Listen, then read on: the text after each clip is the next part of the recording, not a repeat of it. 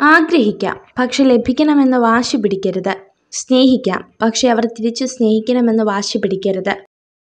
മറ്റുള്ളവർ തങ്ങളുടെ പ്രശ്നങ്ങളെക്കുറിച്ച് കണക്കെടുപ്പ് നടത്തുമ്പോഴും തനിക്ക് ലഭിച്ച സൗഭാഗ്യത്തെ ഓർമ്മിക്കാൻ കഴിയുന്നതാണ് സന്തോഷത്തിന്റെ രഹസ്യം.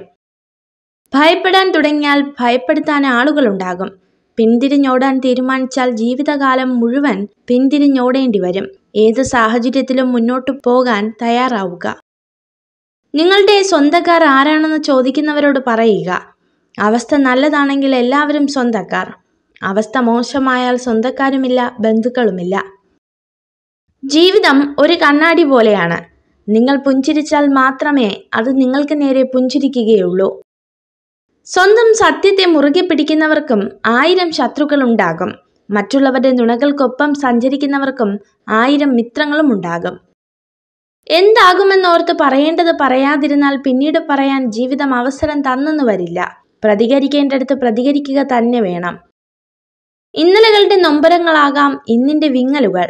പക്ഷേ ആ വിങ്ങലുകൾ നാളെയുടെ പുഞ്ചിരികളാകാൻ കഴിയുന്നിടത്താണ് നിങ്ങളുടെ വിജയം. ചുറ്റും നോക്കിയാൽ മുന്നോട്ടു പോകാനാവില്ല. വിമർശനങ്ങളും കുറ്റപ്പെടുത്തലുകളും ഉണ്ടാകും. നേരെ മാത്രം നോക്കുക. ലക്ഷ്യം അവിടെയാണ്.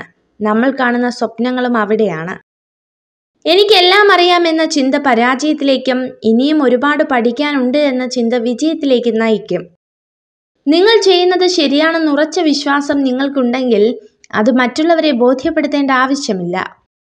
ജീവിതത്തിൽ പണത്തേക്കാൾ വലിയ സമ്പാദ്യങ്ങളുണ്ട്. അതാണ് നല്ല ബന്ധങ്ങൾ. നമ്മളെ മനസ്സിലാക്കുന്ന, നമ്മുടെ തെറ്റുകളും കുറവുകളും മനസ്സിലാക്കി നമ്മുടെ കൂടെ ചേർന്ന് നിൽക്കുന്ന ചിലരുണ്ട്. അവരെ ചേർത്ത് നിർത്തുക. അതാണ് യഥാർത്ഥ സമ്പാദ്യം. ആഗ്രഹിക്കുന്ന കാര്യങ്ങൾ നാളേക്കായി മാറ്റിവെക്കരുത്. ഇന്നു തന്നെ അതിനുള്ള പരിശ്രമം തുടങ്ങണം. നാളെ എന്നൊന്നുണ്ടോ എന്ന് പോലും ചിന്തിക്കരുത്, പ്രവർത്തിക്കുക. ജീവിതത്തിലേക്ക് അവസരങ്ങൾ കടന്നു വരുമ്പോൾ കൃത്യമായി വിനിയോഗിക്കുക. ഇതാണ് ബുദ്ധിമാന്മാരുടെ വിജയസൂത്രം.